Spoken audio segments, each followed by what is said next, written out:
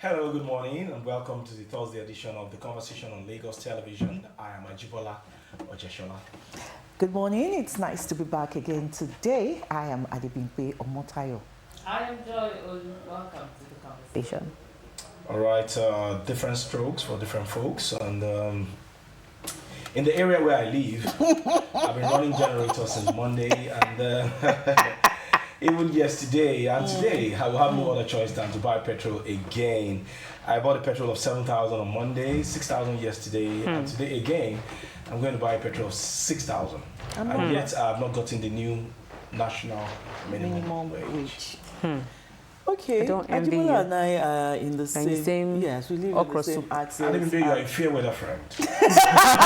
Because Because you left that area. Immediately on Monday, I packed my bags and left for comfort. I'm a soft life woman. I won't call myself soft life babe. Anyway, I don't understand what you are saying because in Arepo we have light. So But what we are suffering now, we are going to smile about it much more later because it's an upgrade of their facilities and it's going to make their service better at the end of the day. So when electricity is restored, the likes of Adebimpe will not be allowed to come back into that zone. that area. I won't be back full force. Because when we suffered, Adebimpe She was not there to go through the pain Do with you know you. where I am now? It is 20. The own is not even Band-Aid. It is premium. Premium Okay. service. 247. Yes. All right, It's like no we'll quickly balance go to the to- news point for today, and I'll be taking the first one coming from the Punch. Telecom tariff to rise, but not by 100%. That's credited to the minister. The Minister of Communications, Innovation and Digital Economy, Dr. Bosuti Jani, says telecom tariffs will soon increase, but not by 100%. Rising from a stakeholders meeting with mobile network operators on Wednesday in Abuja, Tijani said that consultations and engagement were ongoing on the matter. The MNO are proposing a 100% increase in tariffs. According to the minister, very soon the Nigerian Communications Commission, NCC, will approve and make the new tariff public to Nigerians. You have seen over the past week that there has been agitation from some of these companies to increase tariffs.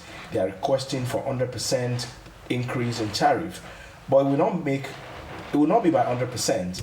The NNCC will soon come up with a clear directive on how we'll go about this.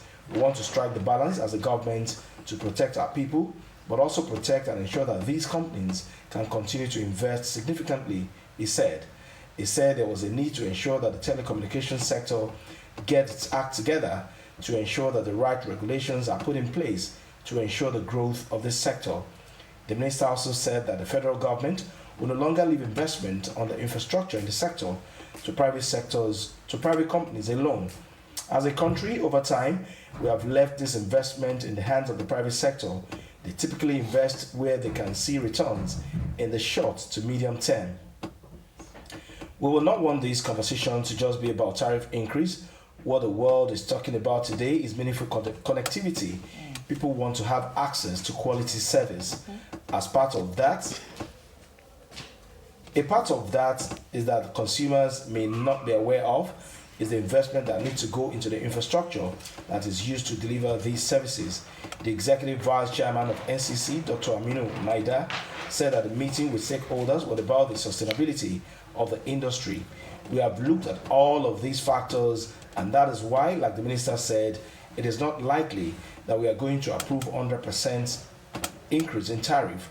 I know that Nigerians are agitated to hear the exact percentage approved. Yeah. There's still some stakeholders engagement that we are going through, and you hear from us very soon, within a week or two. He said that the NCC have put the number of tools and instruments in place to ensure compliance to service quality.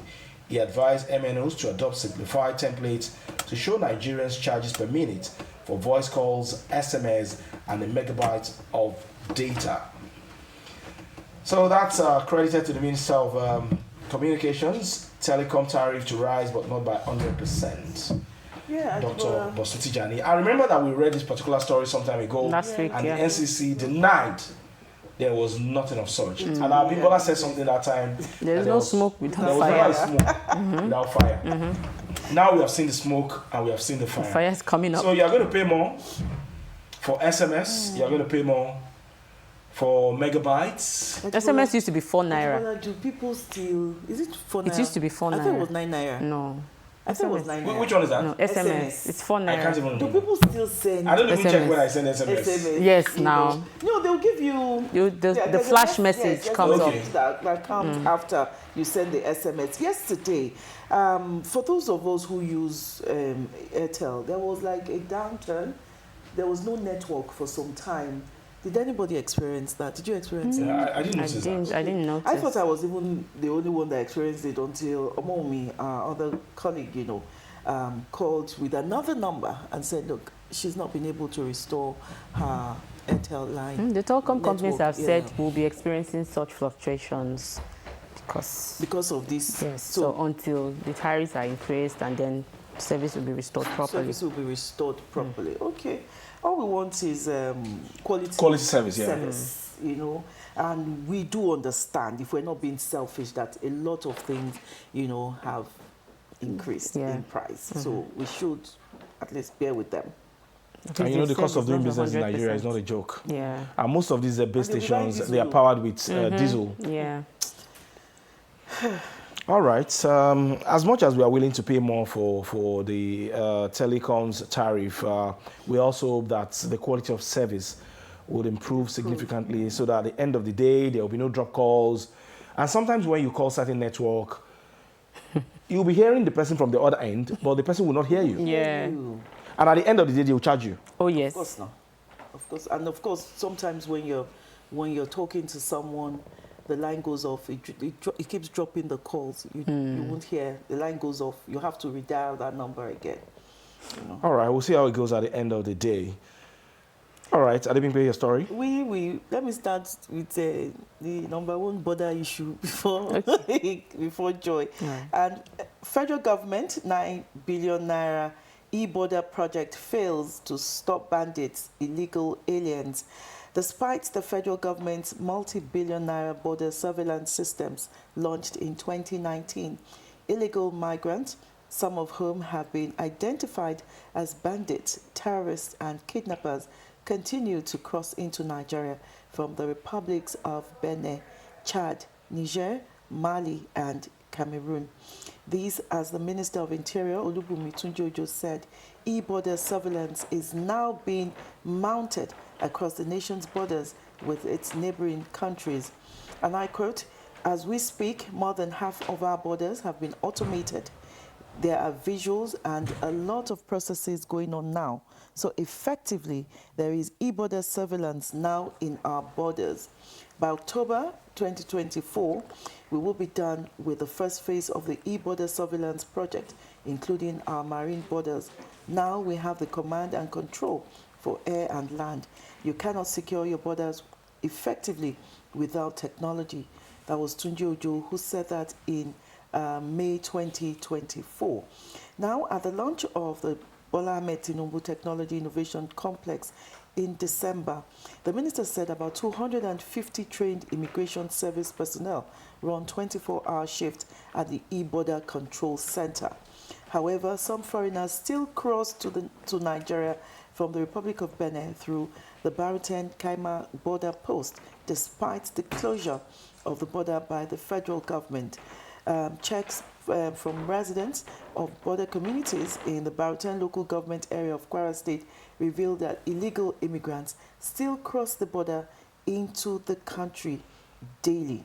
The immediate past chairman of Baruten Local Government Council, Abdul Rashid Abdullah, who spoke with one of people, said citizens of the Benin Republic are still migrating into the country through several illegal routes. Anyway, the story is about, illegal immigrants still crossing to Nigeria despite 9 billion naira being spent on the project to stop bandits and illegal aliens.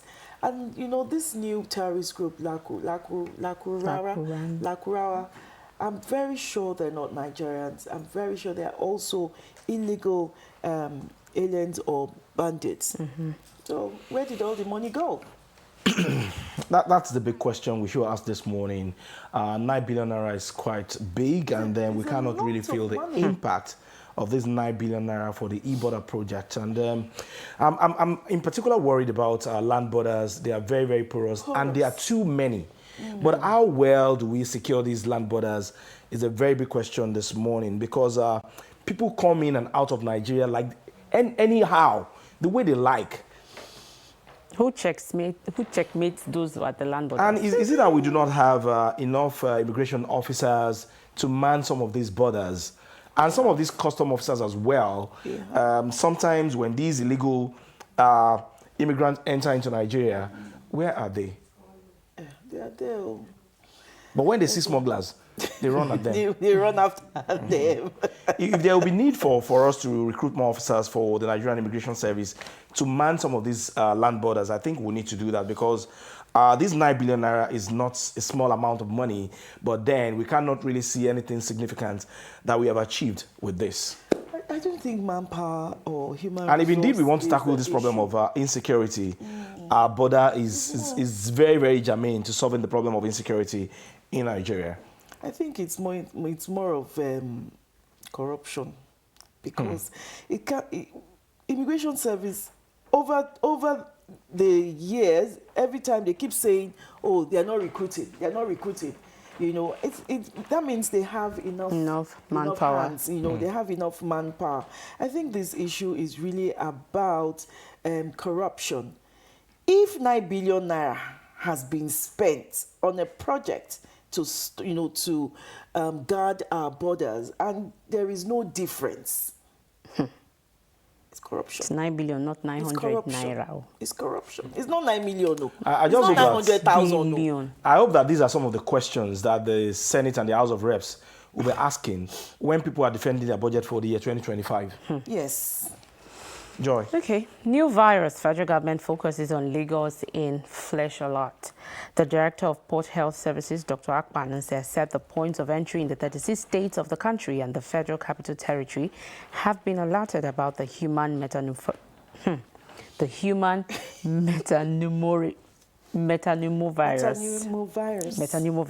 from pneumonia, metapneumovirus, yes, with Lagos a top priority. And so who disclosed this in an interview noted that the Port Health Services had commenced mass surveillance.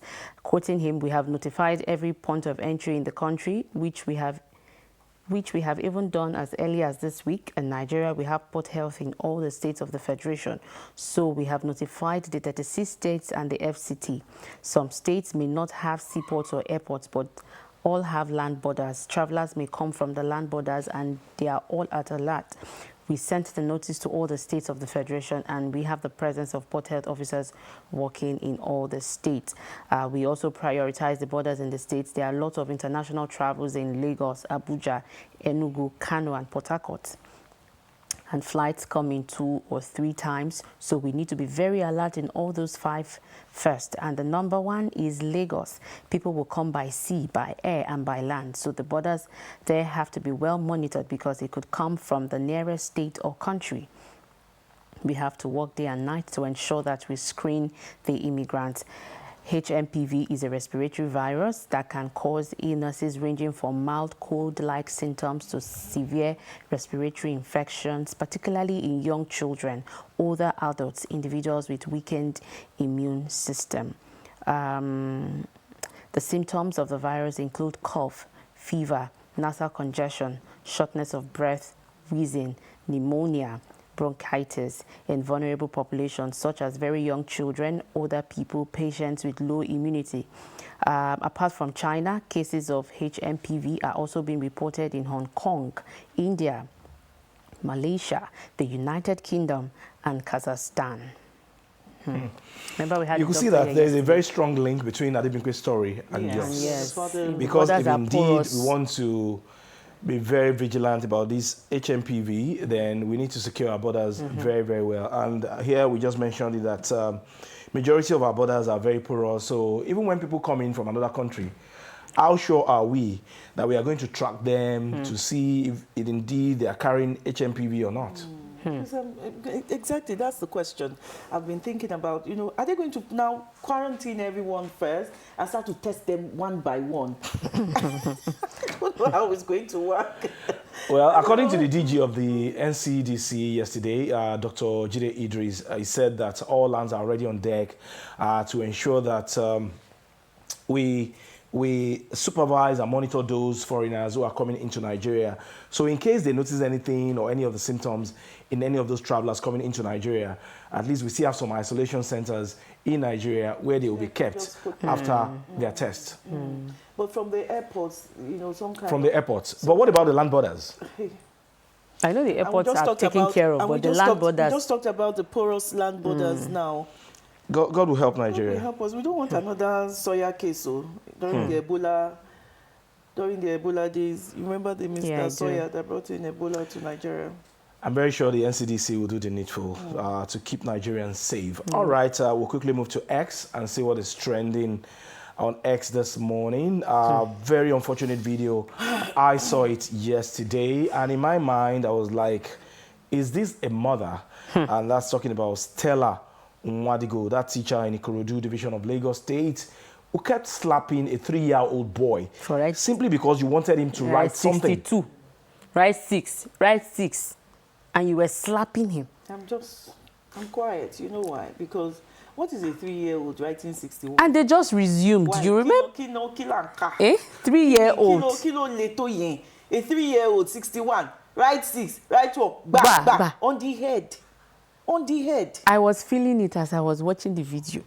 And you know the child that should still be sleeping. Wake up, go and play. After playing, come back, come and watch television. And you know there was a guy beside her and he didn't even move. So to me, it seems like this woman has been doing it. So they are used to seeing her doing it. There was another boy standing. Maybe he was on punishment. Yes. No, some teachers need to... she says you know when that teacher came on, was it on Monday? That he said the state government has abolished, you know, beating or caning of children in public schools. Even beating will not let the boy learn. Because most of these teachers, they bring in frustration and aggression. It is not compulsory that you come and teach. If you know you are frustrated, stay in your house. So why are you transferring your aggression to that little boy? Slapping the boy right 61. Like 3 times. And those slaps were very heavy. Very heavy. When she was 3 years old. Did she write 61 when she was 3 years old? Well, the state government agency is on top of that situation. She has been arrested. She has been arrested. And I pray that at the end of the day, this particular case will not be swept under the carpet. Apparently, something like that must have been happening in that school. It must have been happening. It must have been happening. You know she's there already. Yeah. It must have been happening. For someone to even record, it means she has been doing it. She has been doing it. And it was someone in that school that did it. You see, in this age of social media, one really needs to be very, very careful how you comport yourself in public, how you relate with others, because you can never tell who is watching.